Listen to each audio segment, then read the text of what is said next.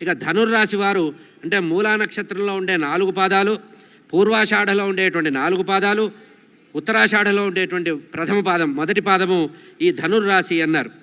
ఆదాయం 8, 11 వ్యయం, రాజపూజ్యం 6, అవమానం 3.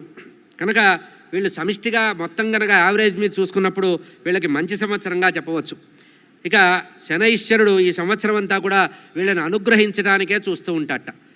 మామూలుగా మనం ఏమనుకుంటామంటే శనైశ్వరుడు అంటే కష్టపెడతాడు అనుకుంటాం, కానీ కొన్ని సందర్భాలలో శనైశ్వరుడు ఇచ్చినంత బెనిఫిట్ కానీ, లాభం కానీ, గౌరవం కానీ సమాజంలో ఎవరు ఇవ్వరు. అయితే ఇందాక మనం చేసినట్టుగా శని యొక్క అనుగ్రహం కావాలంటే సదాచారం ఉండాలి.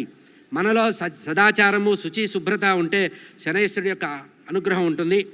నూతనమైనటువంటి ప్రాజెక్టులు, నూతన నిర్మాణాలు ఏదైనా చేయాలనుకుంటే ధనురాశి వారు ఈ సంవత్సరం ఏ సమయంలో ప్రారంభించినప్పుడు కూడా విశేషమైన ఇది వస్తుంది. వీళ్ళకు కూడా విదేశీ యానం ఉంది, వేరే దేశాల్లో ప్రయాణం చేసేటువంటి అవకాశం ఉంది. వీళ్ళు గురుబలం బాగా ఉంది కనుక వీళ్ళు ఏది అనుకుంటే అది జరుగుతుందట. గురువుగారి యొక్క అనుగ్రహం పూర్తిగా ఉంది కనుక.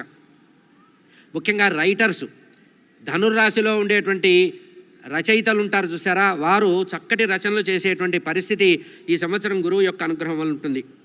ధర్మవర్తనం ఉంటే, ధైర్యంగా పనిచేస్తే ఈ సంవత్సరం అనంతమైనటువంటి ఫలితం వస్తుందట.